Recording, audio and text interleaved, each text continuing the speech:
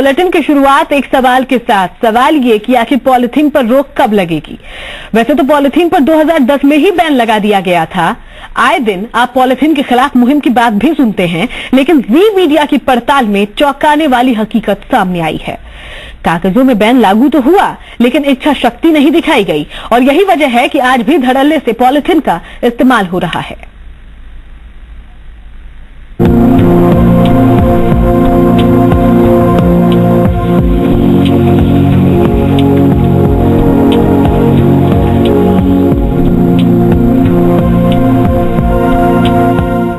Polythene पर ban लगे 6 साल हो चुके हैं, लेकिन जरा हकीकत देखिए। ये हाल राजधानी जयपुर के हैं। प्रदेश भर में पॉलीथीन पर रोक लगी है, लेकिन 6 साल बाद भी इंसान और बेजुबान इसकी मार झेल रहे हैं। जयपुर में रोज 5 से ज्यादा गायों का पोस्टमार्टम होता है, जिनमें से कई के पेट में 8 किलो तक पॉलीथीन निकलती है।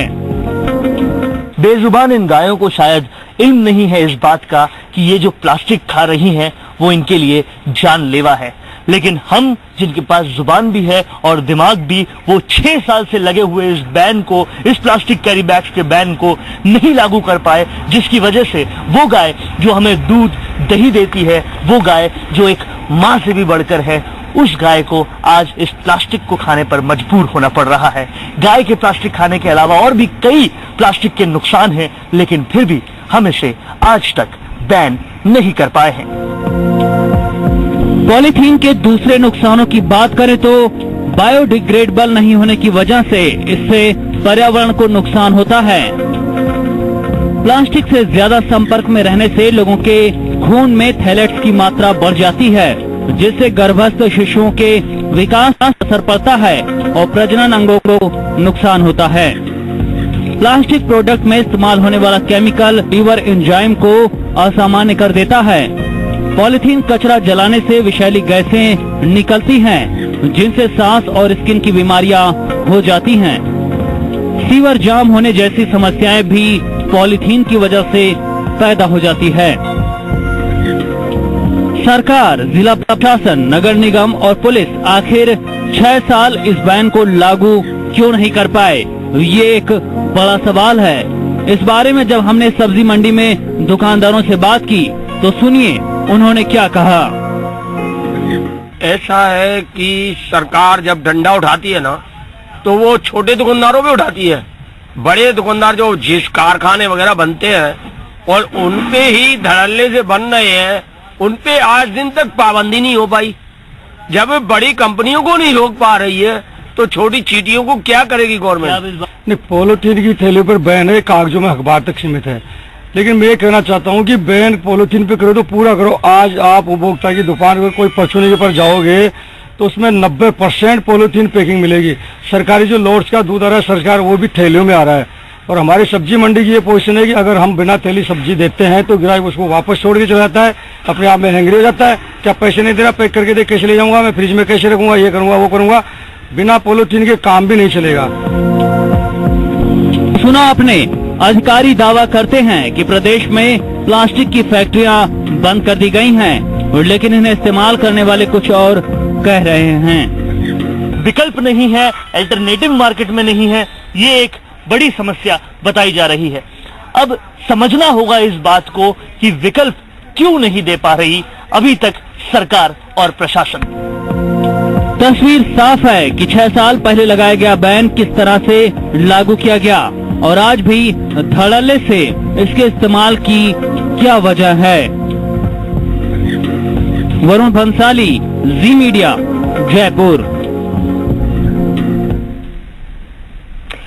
तो देखा आपने, सुना कि पॉलिथीन से आखिर क्या क्या नुकसान है और इस्तेमाल करने वाले लोग दलील क्या दे रहे हैं। इस पूरे मामले में सरकारी आंकड़े कुछ भी कहें, लेकिन हम आपको दिखाएंगे वो हकीकत जिसकी वजह से ये बैन प्रभावी रूप से लागू नहीं हो पाया।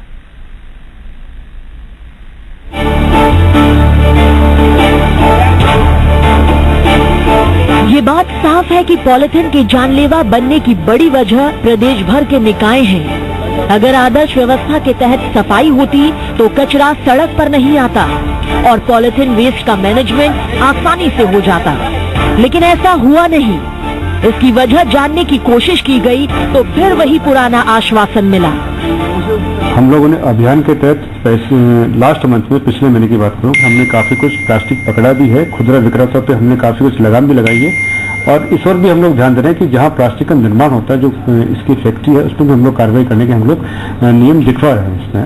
और निश्चित मान के चलिए कि निगम अपनी जिम्मेदारी बखूबी निभाएगा और शहर की सफाई व्यवस्था और जो पशुओं के पेट में जिस प्रकार से प्लास्टिक मिल रहा है, इस पर हम लोग बड़े गंभीर और कार्रवाई करेंगे। ऐसा नहीं है कि पॉलिथीन पर रोकथाम की कोशिशें नहीं हुई, कई ऐसे काम हुए जो मिसाल बन गए। डूंगरपुर में पॉलिथीन का बिल्कुल इस्तेमाल नहीं किया जाता, सीएम राजे भी इसकी तारीफ कर चुकी हैं। कोटा के एक स्कूल की भी कोशिश शानदार रही। 1 महीने तक सभी बच्चों से घरों की पॉलिथीन मंगवाई गई और उसे रिसाइकिल के लिए सीमेंट फैक्ट्री भेज दिया गया। ऐसी कोशिशें प्रदेश भर में भी हो सकती हैं, लेकिन सरकारी विभागों और जनता की इच्छा शक्ति नहीं दिखती। जयपुर से वरुण भंसाली की रिपोर्ट, जी मीडिया। तो पॉलिथीन पर 6 साल में भी बैन लागू क्यों नहीं हो पाया? सामने आया कि सबसे बड़ी वजह निकाय ही रहे, लेकिन जब निकायों से इस बारे में पूछा गया तो जवाब में फिर वही पुराने आश्वासन ही मिले। 2010 में प्लास्टिक कैरी बैग्स पर बैन के 1 साल बाद यानी 2011 तक सरकारी विभागों ने प्रदेश भर से सारे पॉलिथीन निर्माताओं को हटा दिया। ये सुनकर आपको अजीब लग रहा होगा, लेकिन सरकारी आंकड़े तो यही कहते हैं। लेकिन हम आपको पहले ही बता चुके हैं कि पॉलिथीन इस्तेमाल कर रहे कारोबारी इस बात को साफ झूठ बता रहे हैं। अब जरा प्रदूषण नियंत्रण मंडल का दावा सुनिए। देखिए, राज्य मंडल के साथ नगर निगम और जो डिस्ट्रिक्ट एडमिनिस्ट्रेशन है वो लगातार इस पे कार्रवाई कर रहे हैं। टीमें बना के जाके देखते हैं, छापे मारते हैं, सीजर करते हैं, मुकदमे भी किए हैं। अब तक करीब 178 केसेस में मुकदमे कर चुके हैं और कुछ में राज्य मंडल ने उनको सजा फाइन वगैरह लगवाए हैं। जी राजस्थान न्यूज की पड़ताल में मालूम चला कि पॉलिथीन के जानलेवा बनने के पीछे आखिर क्या वजह रही। सबसे बड़ी वजह निकायों के काम करने का तरीका। सही तरीके से सफाई होती तो पॉलिथीन जानलेवा नहीं बनती। डोर टू डोर कचरा कलेक्शन कभी नहीं हुआ। सड़कों पर कचरा जमा होता रहा और गायें पॉलिथीन खाती रही। कचरे के निस्तारण की सही व्यवस्था भी नहीं है। कचरे को छांटा नहीं जाता, बल्कि हर तरह का कचरा एक साथ डाल दिया जाता है। दूसरे विभागों ने कभी पॉल्यूशन कंट्रोल बोर्ड का तरीके से साथ नहीं दिया। जी राजस्थान न्यूज ने इस मसले पर पूरा रिसर्च किया कि क्यों 6 साल होने के बावजूद आज तक भी प्लास्टिक कैरी बैग से बैन पूरी तरह से लागू नहीं हो पाया। क्या वो रीजंस रहे और क्यों वो रीजंस रहे, इस सब को ढूंढ के निकाला जी राजस्थान न्यूज ने। इस रिसर्च में ये भी पता लगा कि 2010 में जो बैन लागू किया गया, उस बैन में भी कई सारी कमी रह गई, जिस कमी की वजह से ये बैन ढंग से पूरी तरह से लागू नहीं हो पाया। इसके अलावा 2 और वजह रही। 2010 में जिस एनवायरमेंट प्रोटेक्शन एक्ट के तहत पॉलिथीन बैन की गई, उसमें सभी तरह के प्लास्टिक कैरी बैग्स को बैन कर दिया गया, जिसमें कोई विकल्प नहीं बचा। जबकि कंपोस्टेबल प्लास्टिक बैग्स एक ऐसा विकल्प है जो डिग्रेड हो जाता है और कोई नुकसान नहीं होता। पॉल्यूशन कंट्रोल बोर्ड के मुताबिक कई और तरीके अपनाए जाते तो बैन प्रभावी हो सकता था। इम्पैक्ट हुआ है। आज जितने बड़े बड़े प्रतिष्ठान हैं, इतनी जो बड़ी बड़ी दुकानें, आपको मैं प्लास्टिक का कैरी बैग नहीं मिलेगा। हाँ, ये बात सही है कि छोटे जो दुकानदार हैं, जो अपने सब्जी मंडी है, वहाँ थोड़ी सी अभी समस्या है और राज्य सरकार का और राज्य मंडल का विचार है कि इस पर भी कुछ और अच्छा सोच के एक्शन प्लान बना के हम कार्रवाई करें, जिससे कि ये जो समस्या ये भी नहीं रहे। कानून में बदलाव कर विकल्प के तौर पर कंपोस्टेबल प्लास्टिक बैग्स उपलब्ध कराए जा सकते हैं। कपड़े के बैग कम दामों में मुहैया करवाए जा सकते हैं। साथ ही प्रदेश भर में पॉलिथीन कलेक्शन सेंटर्स बनाए जा सकते हैं, जहां अखबार की रद्दी की तरह पॉलिथीन के भी पैसे दिए जा सकते हैं। सीमेंट प्लांट आज भी पॉलिथीन रिसाइकिल करने और उसके लिए पैसा देने को तैयार है। क्योंकि कोयले से कई गुना ज्यादा ऊर्जा पॉलिथीन में होती है। जयपुर से वरुण भंसाली की रिपोर्ट, जी मीडिया। तो तफसील से आपने समझा कि कुछ तो लोगों की जागरूकता और कुछ हमारे प्रशासनिक अधिकारियों की जो मनोस्थिति है, या यूं कहे कि जो अनदेखी भरा अंदाज है, उसकी वजह से पॉलिथीन अब भी हमारे बीच है, जानलेवा साबित हो रहा है, हम इंसानों के लिए भी, बेजुबानों के लिए भी। लेकिन अभी तक इच्छा शक्ति की कमी ही कहेंगे कि ये प्रभावी ढंग से लागू हो नहीं पाया है। और क्या कमी है, क्यों नहीं पॉलिथीन पर बैन लग पा रहा है, क्यों नहीं पॉलिथीन पर काबू पाया जा सकता है, वरुण भंसाली से समझते हैं। जी मीडिया संवाददाता वरुण हमारे साथ बने हुए हैं। वरुण, हमने रिपोर्ट के जरिए समझा कि किस तरीके से नगर निकाय या यूं कहें नगर निगम भी सवालों के घेरे में रहता है इन मामलों को लेकर। इच्छा शक्ति की जो कमी है वही बात आती है पॉलिथीन पर रोक लगाने के मामले में। तो क्या कोई सुधार नहीं हो सकता या सिर्फ अभी भी दावे हैं? देखिए, सुधार बिल्कुल हो सकता है, लेकिन इच्छा शक्ति की कमी एक बड़ी बात है। फर्ज कीजिए सुनीता की जो हेलमेट हम लोग पहनते हैं सड़कों पर, वो हम क्यों पहनते हैं?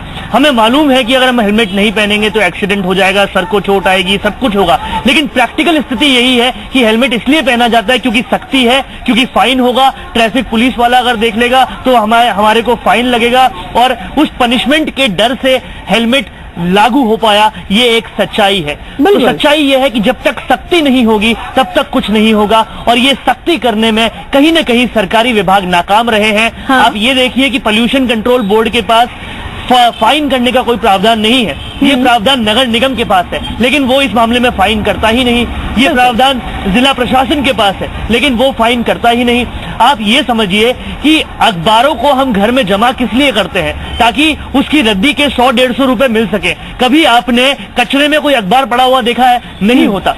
ऐसा ही पॉलिथीन के साथ भी हो सकता है। सीमेंट फैक्ट्रीज चाहती है कि बल्क में उनके पास पॉलिथीन आए ताकि वो उससे ऊर्जा डेवलप करे। उनके पास साइंटिफिक तरीके हैं उसके डिस्पोजेबल के, लेकिन उस प्लास्टिक को कलेक्ट करने का कोई तरीका नहीं है। अगर शहर में 10-15 प्लास्टिक कलेक्शन सेंटर्स बन जाते हैं, जहां प्लास्टिक के 1 किलो के फर्ज कीजिए 10 रुपए अगर दिए जाएं, तो लोग प्लास्टिक लाएंगे और प्लास्टिक कलेक्ट हो जाएगा, प्लास्टिक सारा डिग्रेड हो जाएगा, सब कुछ हो जाएगा। लेकिन ये सारा काम इसलिए नहीं हो पा रहा क्योंकि इच्छा शक्ति नहीं है। और ये सारे तरीके कोई मैंने इजाद नहीं किए, ये सारे तरीके सरकार के ही हैं, सरकारी विभागों के ही हैं। हाँ। लेकिन इन तरीकों को इम्प्लीमेंट करने के लिए उनके पास इच्छा शक्ति नहीं है। बिल्कुल, और कुछ ऐसा ही हो रहा है जैसा बाकी योजनाओं के साथ होता है। लाखों करोड़ों का बजट बना दिया जाता है, लेकिन जमीनी हकीकत ये कि लोगों को फायदा होता नहीं है।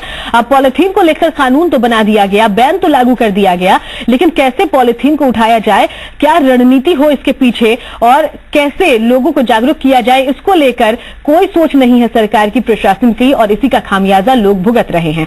शुक्रिया आपका वरुण पूरी जानकारी के लिए। तो 6 साल, लेकिन 6 सालों में अगर स्थिति जस की तस रहे तो क्या हो सकता है इस योजना का, क्या हो सकता है इस बैन का, सोचने वाली बात है। लेकिन उम्मीद अभी भी बरकरार है, उम्मीद यही कि प्रशासन अब तो सख्त होगा और सख्ती से इस कानून का पालन भी करेगा।